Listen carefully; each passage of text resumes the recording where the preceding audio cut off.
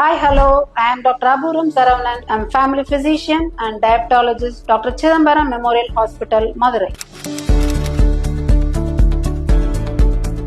Insulin வேற ஒரு மருந்தோ கெமிக்கலோ கிடையாது. உங்க உடம்புல உங்க கணையத்திலேருந்து சுரக்கிற ஒரு ஹார்மோன். அது அளவு குறைவா இருந்தாலோ அது வேலை செய்யாம இருந்தாலோ தான் உங்க சர்க்கரை அந்த 200 தாண்டி 300 400 போகுது. அதனாலதான் இன்சுலின் போட சொல்றாங்க. எந்த மெடிசன் எடுத்தாலும் சைடு எஃபெக்ட் உண்டு. ஆனா இன்சுலின்ல பொறுத்த வரைக்கும் சைடு எஃபெக்ட் அப்படிங்கிறது சுகருக்காக கொடுக்கறோம். அதனால அளவுக்கு அதிகமா போட்டா ரொம்ப லோ சுகரா போகும். கரெக்டா போடலன்னா சுகர் லெவல் கண்ட்ரோலுக்கு வராது. இதுதான் அதோட சைடு எஃபெக்டே தவிர அதனால சைடு எஃபெக்ட் கிடையாது. எல்லா மெடிசனை போலவும் ஒவ்வாமை. இன்சுலின் ஒத்துக்கலன்னா அந்த அலர்ஜி வந்தா அந்த மாதிரி வரும். அது போட்டவுடனே நமக்கு தெரியும். மற்றபடி பெரிய சைடு எஃபெக்ட்ஸ் இன்சுலினுக்கு கிடையாது. அப்போ மாத்திரைகளும் இருக்கானா இருக்கு.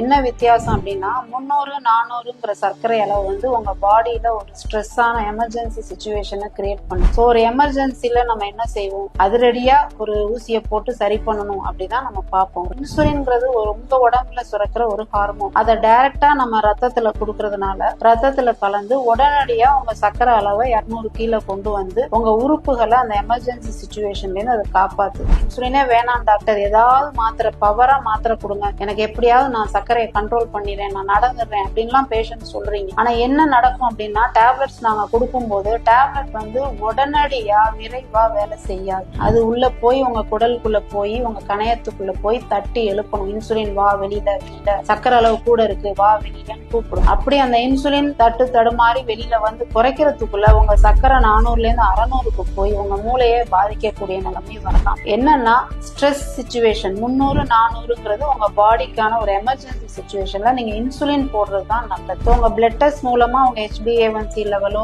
கண்ட்ரோலா இருக்கு அப்படின்னா கொஞ்சம் கொஞ்சமா நீங்க மாத்திரைகளுக்கு மாற வாய்ப்பு இருக்கு. ஆனால் உங்களுக்கு கோமார்பிடிஸ் சொல்லுவோம், அதாவது சர்க்கரை தொடர்புடைய வியாதிகள், இருதயத்திலையும் தொந்தரவு இருக்கு, மூளையிலையும் தொந்தரவு இருக்கு, ஒரு ஸ்ட்ரோக் அட்டாக்ல இருந்து ரெக்கவரி ஆயிருக்கும் அல்லது கிட்னில லேசா டேமேஜ் ஆயிருக்குன்னா இன்சுலின் கொஞ்ச நாள் போடுறது நல்லது. ஏன் சொல்றேன் அப்படின்னா எப்போதுமே சுகர் லெவலை ஒரே மாதிரி வச்சுக்க யாராலையும் முடியாது. ஃபீவர் வருது, உடம்புல ஒரு நுரையீரலோ ஏதாவது ஒரு பார்ட்ல ஒரு இன்ஃபெக்ஷன் வருதுன்னா உங்க உடம்புல இன்ஃபெக்ஷன் வரவுமே சரசரன்னு அந்த சர்க்கரை கூடிரும். அப்ப அந்த இன்சுலின் கிடைச்சுக்கிட்டே இருந்துச்சுன்னா உங்களுக்கு அது ஒரு பாதுகாப்பு கவசம் மாதிரி. அந்த ஊசி குத்தணுமே, ஊசி குத்துறது வலிக்குது, இதுதான் உங்களோட பயம். நான் என்ன சொல்றேன், அந்த ஊசிகள்ல பல வகை இப்ப வந்திருக்கு. ரொம்ப மெலிசான ஊசி பென் டைப்ல எல்லாம் வந்திருக்கு. அந்த மாதிரி அட்வான்ஸ்டு டெக்னாலஜியை நம்ம யூஸ் பண்ணிக்கிட்டு சேஃபஸ்டா கம்மியான இன்சுலின் போட்டுக்கலாம். ஒரு சிலருக்கு டேப்லெட் திருப்பி மாத்துறதுக்கு வாய்ப்புகள் இருக்கு. சோ உங்களுடைய உடல் நலத்துக்கு நீங்க என்ன தேவைன்னு நினைக்கிறீங்களோ அந்த உணவை எடுத்துக்கிறீங்க, அதுக்கான உடற்பயிற்சி செய்றீங்க, நல்லா தூங்குறீங்க, எல்லாமே கடைபிடிக்கிறீங்கன்னா தான் நீங்க திரும்பி மாத்திரைகளுக்கு வர வாய்ப்பு இருக்கு. டயபெட்டிஸ் பத்தின மோர் இன்ஃபர்மேஷன்ஸை அப்கமிங் வீடியோஸ்ல பார்க்கலாம்.